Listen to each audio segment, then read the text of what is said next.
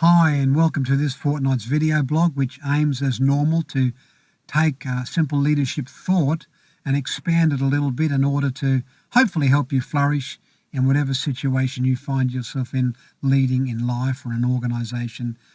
Hopefully it helps you do that. As you can see, the backdrop to this fortnight's blog is very different.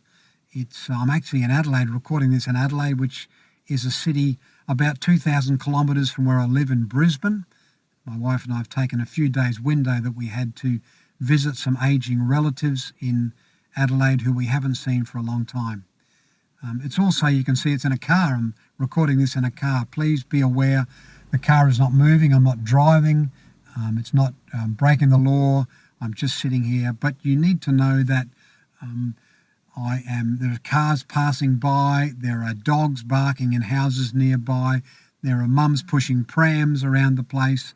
And I just noticed I'm in a flight path as well. So this is really organic. Hopefully it works for you as well.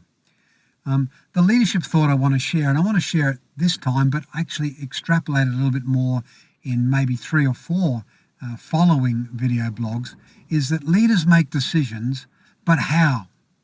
Leaders make decisions, but how? The how is important. And today I want to simply look at some helicopter factors, some big picture factors that are important in the decision-making process. I just want to look at 4 of those, but I did it because it's important time.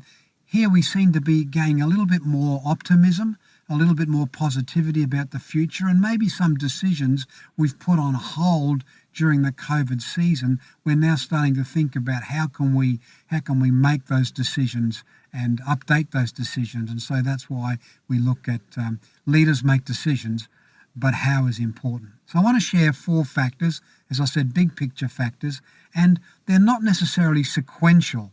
They're not just 1, 2, 3, 4 that follow each other as simply as that. They may be you may be looking at some of those factors at the same time, and or one before another that is a different order than I share with them. But the first one is this, and it's data.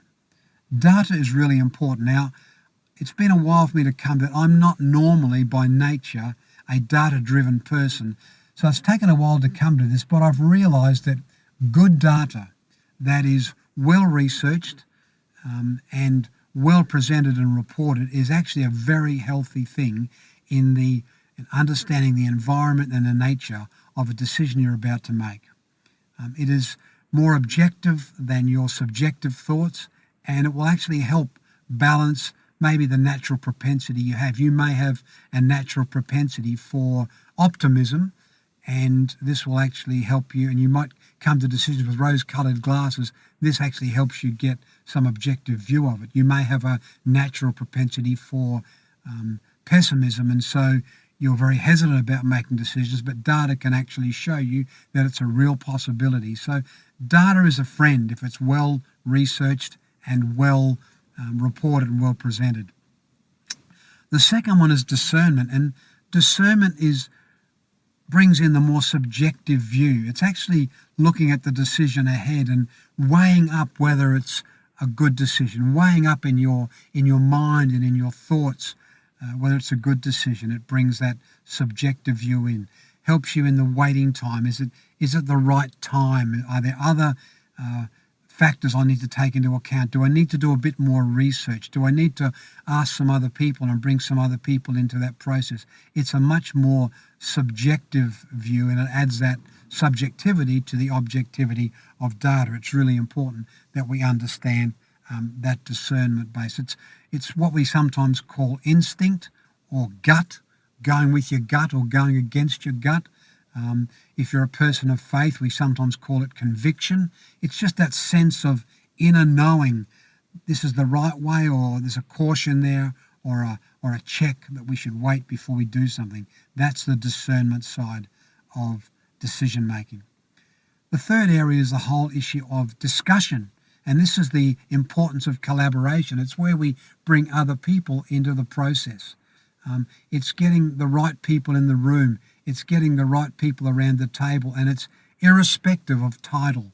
It's irrespective of the best decisions are made, not just because we got the people all on the same level, but the best people who are there, who can make those decisions, are there to have that discussion. It's a place where we need to have robust discussion about the options, the opportunities, the various ways we can get things to happen. And this discussion, if you have discussion well enough, it stops you having what we call captain's calls. It stops you just making all the decisions yourself, because if you make too many captain's calls, what actually happens is that people whose voice you need to hear will stop giving you that voice, and you'll hear from nobody, and then you end up making all the decisions, and you'll lose the impact, you'll lose the value of other people helping you make those decisions. So it's a discussion part, a collaboration part of decision making, which is really important with the right people in the room or around the table. And the final one, the fourth one, and I didn't realize they're all going to start with D, but they do. And the fourth one is just to decide, to actually decide, and you may have a deadline, you may have a time when you have to make the decision by, and you've got all the research, you've got all the data, you've had a lot of time to think about it, you've talked with other people. A decision has to be made, and you don't want to procrastinate. You want to make sure that decision gets made at the right time and the most effective time. You have to decide, and that's when you come, who's going to do what, when's it going to happen by, how are we going to know if it's successful, who's going to take the first steps. All of those things are part of that fourth call, which is to decide. So data, getting some good data, discerning, making that discernment process in yourself, discussing it, the collaboration with others, and eventually deciding.